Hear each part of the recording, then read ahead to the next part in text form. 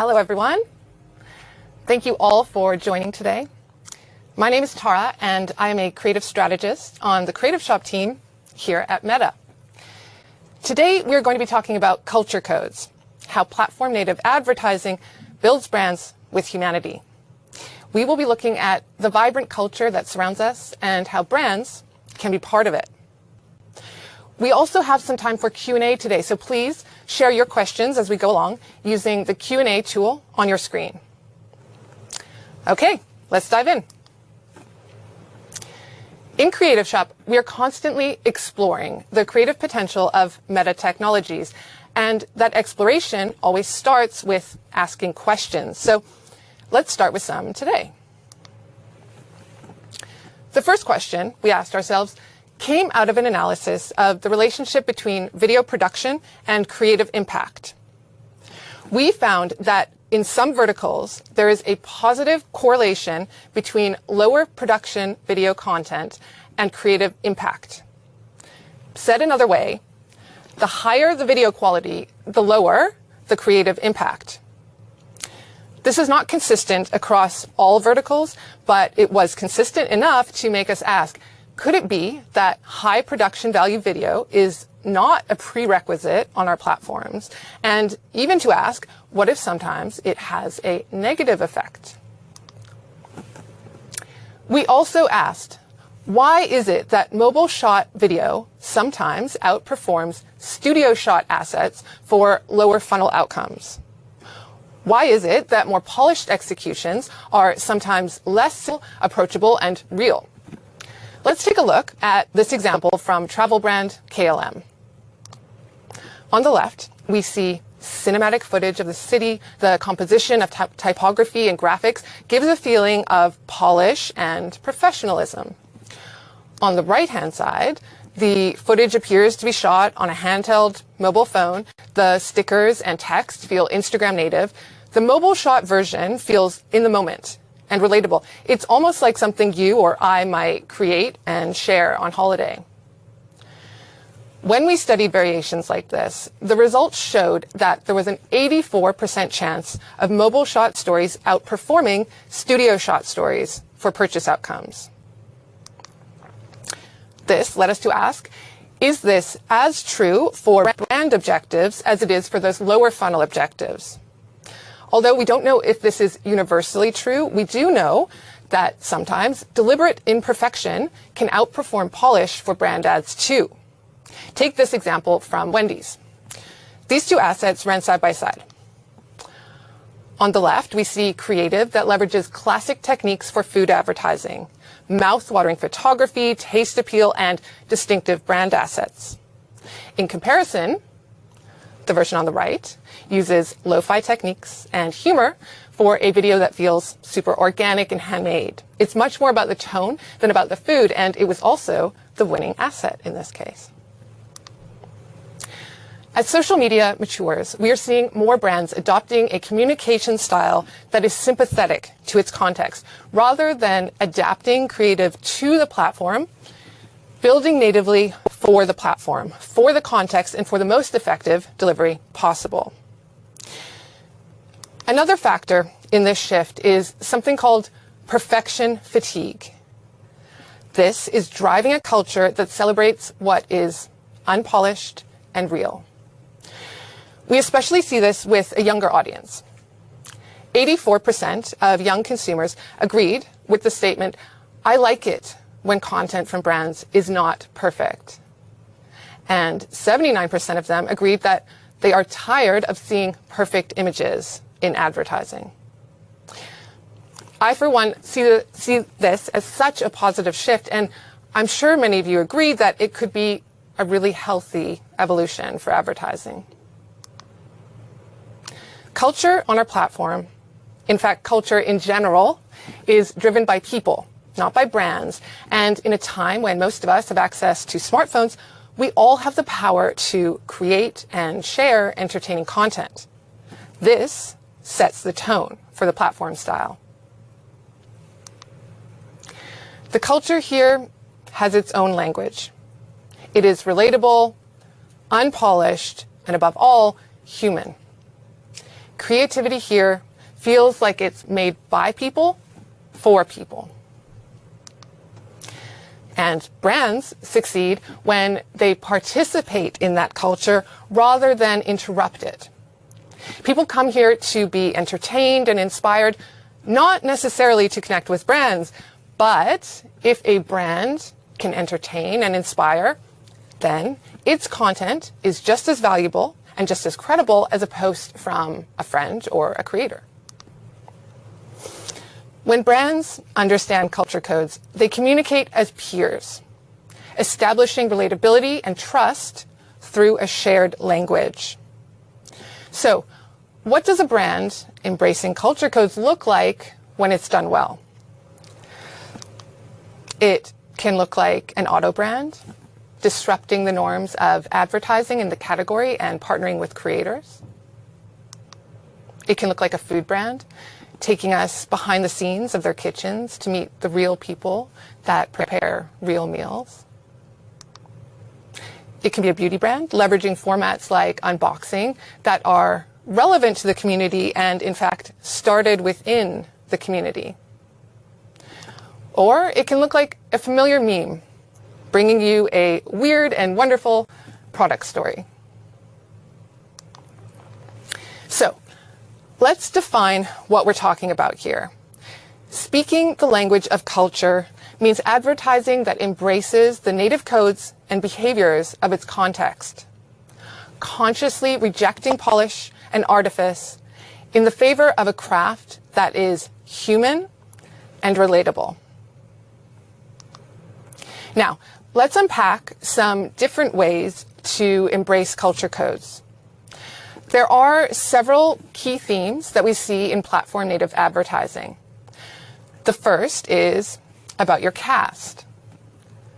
Brands that understand the codes of culture swap models and actors for real people telling real stories. An example to highlight here is Pampers, a brand with strong global awareness, casting and celebrating real moms and their real experience of motherhood, which I'm sure many of you also know isn't always picture perfect, and it's that messy imperfection that makes it so beautiful. On the right, we have another example of mobile shot creative that uses simple editing to tell a relatable brand story. Using the language of the platform helps brands signal their place in feed and, therefore, in culture. The brand Becco wanted to celebrate their football team sponsorship and highlight the community of passionate fans. The fans became the stars of the show, with a campaign shot and edited entirely in Reels, using native tools like effects and transitions. This Adidas campaign, launched in Japan, the creative is infused with the language of stories. They use stickers and text overlays to balance brand equity with the visual language of the platform. Creators are at the forefront of setting the tone for this language, and brands that understand culture codes harness the power of creators to establish trust and relatability. It's worth remembering that many young people say they trust what an influencer says about a brand more than what a brand says about itself in its advertising. And there are limitless ways to leverage creators' unique point of view, tone of voice, and aesthetic to tell your brand story. Brands that understand culture codes aren't afraid to take us behind the scenes, to be part of the process. Here we see how a seemingly polished piece of content was made. It's like inviting us in on the secret and makes for really compelling content. The concept of perfection fatigue is behind the trend of celebrating personal realness, but you can see how it also applies to showing the realness of creative production. Lo-fi editing techniques can also be part of embracing culture codes. Stop motion, boomerang effects, and photo montage are all examples of styles that feel handmade and human. And the term lo-fi doesn't have to mean low quality. Although those two terms are sometimes unfairly associated, it's just a new way of approaching craft for a more human aesthetic. Humor and absurdity also have a place in this culture and can help dissolve boundaries between brand and audience. Weirdness and whimsy thrive on our platforms, particularly in Reels, where they play a big role in making the space a go-to for short-form, entertaining video content. Consider it a space to be more playful and have fun. So, how can culture codes help your brand? Let's take a look at some examples of the most common reasons brands use a platform-native language to communicate. Leaning in to platform-native advertising can help access new audiences. Fiat partnered with a creator in Brazil to launch an Instagram-first campaign that leveraged the language of stories. Quero tracking para você que tem perfil assim mais aventureiro. É o que dizem. It's a great example of embracing culture codes, and it feels really fresh in the auto category. They also developed how I made this videos, a set of bespoke stickers, and a tutorial to invite community participation. They saw an uplift in brand recall and an 83% view content conversion lift. When McDonald's launched a limited edition black burger, they wanted a campaign that would feel suitably limited edition too. So they created these videos. Sending. They feel lo-fi, handcrafted, and almost hypnotic with their ASMR effects, giving people a new reason to visit an old favorite. Culture codes can help keep things fresh and relevant for established brands. Head & Shoulders reinterpreted their classic before and after formula for the Reels generation, using native transition effects to capture attention. The first example is optimized from the TVC. And here we see the platform native version. Same brand, same message, new language.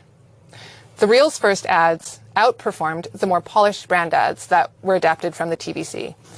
This is a great example of pivoting from brand first language on TV to audience first language on Instagram.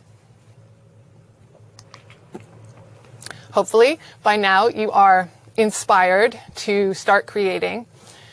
There aren't any strict rules to embracing culture codes, but it is helpful to keep these 3 guiding principles in mind. Principle 1 is read the room. Look around you. Understand what's current in culture, then think about how you can express your campaign idea by adopting those visual codes and behaviors. Be the host. Take a step back as a brand and invite real people to tell your story, whether that's customers, employees, or creators. And finally, keep it real. This is a people-first space, so embrace human craft and tone. Think about the power of humor or of the incredible potential of lo-fi techniques to create relatable content.